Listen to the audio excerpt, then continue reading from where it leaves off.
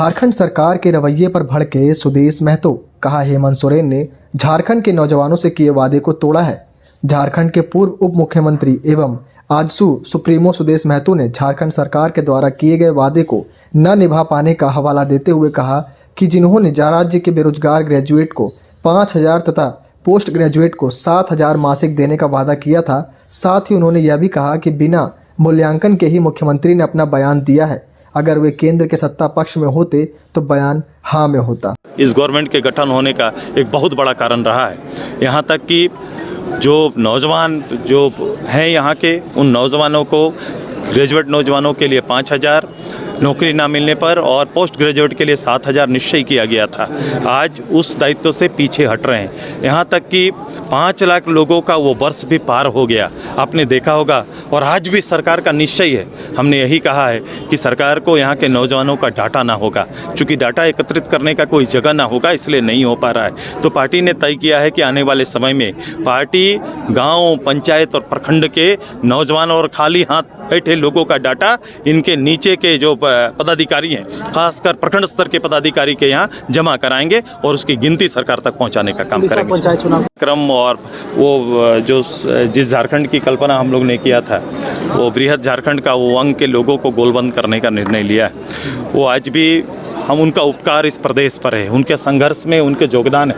वो योगदान किए हुए वो आंदोलन के वो साथी और उस विषय के साथी वो हमसे अभी दूर हैं, विचार से दूर हैं। फिर से उन्हें संगठित करना, उनको झारखंड और झारखंड की नीति और यहाँ के सारे बोलचाल, भाषा, संस्कृति, सारे चीज़ों को एक सरहद, एक राज्य का सरहद अलग नहीं कर सकता है। इसकी तैयारी हम लोग ने किया और अभी प्रत्यक्ष रूप से पार्टी ने वहाँ पर जिला परिषद चुनाव 4 जिलों के अंदर जिला परिषद का चुनाव लड़ रहे हैं। सर, झारखंड में भी जिला परिषद के चुनाव अब तक सरकार नहीं कराई जा रही है। ये अपने दायित्व से भाग रही है लगातार इतने वर्षों से। देखो हो कि आप सभी लोगों ने इस कितना मुश्किल से हम लोगों ने इस प्रदेश में चुनाव कराया।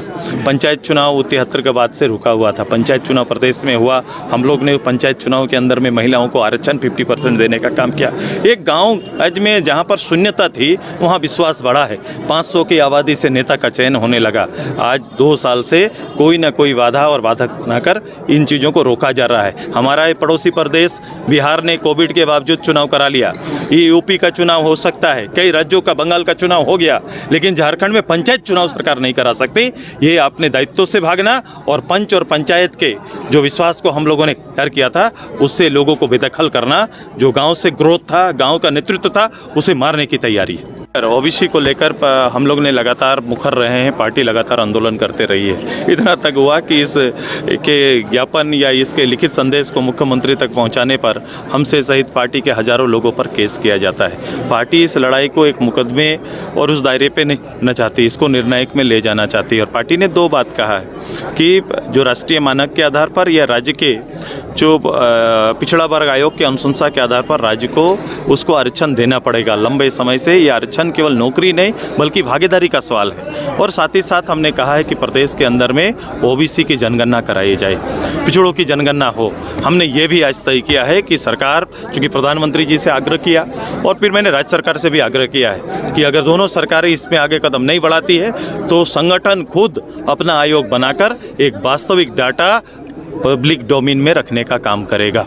रोजगार नवगठित जिला कमेटी के सारे पदाधिकारियों का आज शपथ ग्रहण कार्यक्रम था और साथ साथ पार्टी ने आने वाले समय के लिए जनसंग्रह धन संग्रह कार्यक्रम प्रारंभ किया है, जिसके तहत 1 लाख पदाधिकारियों द्वारा 10 लाख लोगों को जोड़ने का कार्यक्रम है। उसके पूरे कार्यक्रम की रूपरेखा पार्टी ने बना दी है और साथ ही साथ लोगों के बीच में जाकर इस राज्य के ज्वलंत विषय पर, ज्वलंत मुद्दों पर, इस राज्य के कमिटमेंट पर पार्टी आंदोलन का रुख अख्तियार करेगी। चूँकि पार्टी ने इस पूरे वर्ष को आंदोलन वर्ष किया है, इस राज्य के अंदर वो सारे आंदोलन से पार्टी खुद को जोड़ेगी, चाहे वो किसी स्तर पर लड़ा जा रहा हो। जो भी हक अधिकार के लिए संघर्ष कर रहा है, आजसू पार्टी उसके साथ खड़ी रहेगी।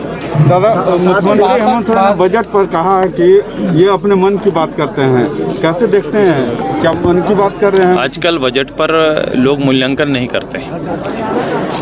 कोई बजट पर मूल्यांकन करके ये दिया हुआ बयान मुख्यमंत्री जी का नहीं है। अगर मुख्यमंत्री मूल्यांकन करके देते तो बयान कुछ और रहता है। चूँकि आजकल बजट पर बयान राजनेताओं का इस रूप से आता है, चूँकि वो सत्ता पक्ष में है तो हाँ पक्ष में आएगा, सत्ता पक्ष में नहीं है तो ना पक्ष में आएगा। यही बजट का मूल्यांकन होता है। राजनेताओं से इससे ज़्यादा उम्मीद न करना। भाषा को लेकर सरकार स्टैंड नहीं ले पा रही सर, सरकार स्टैंड नहीं ले पा रही है सर। भाषा को लेकर एक तरफ मुख्यमंत्री भाषा का दर्जा दिया, मैथिली और भोजपुरी का, ये एक नोटिफिकेशन गवर्नमेंट का इतना बड़ा कारण बना है, जो आज बोकारो, धनबाद या अन्य जगहों पर भाषा के लिए संघर्ष लोग कर रहे हैं, वो कहीं ना कहीं गवर्नमेंट के उस नोटिफिकेशन का। मैंने इसीलिए कहा कि इस नोटिफिकेशन की जवाबदेही सरकार को लेनी पड़ेगी।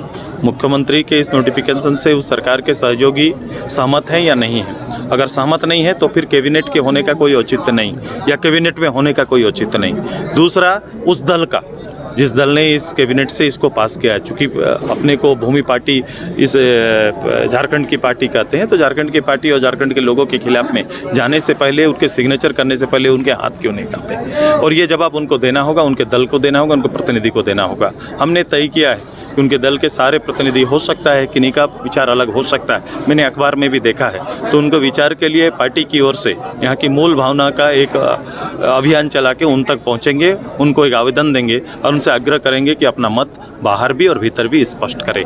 और ये सारे इसमें अगर स्पष्ट विचार नहीं आता है तो इस राज्य की अस्मिता की लड़ाई को निर्णायक लड़ाई बदलने के लिए उस संविधान के उस संस्था तक पूरे राज्य के लोगों को कूच कराने का भी निर्णय पार्टी ने लिया है। युवाओं का रोजगार। झारखंड टाइम्स के साथ जुड़ने के लिए हमारे Facebook page Jharkhand times .live को लाइक करें। साथ ही साथ हमारे ऐप झारखंड टाइम्स को गूगल प्ले स्टोर से इंस्टॉल करना बिल्कुल न भूलें।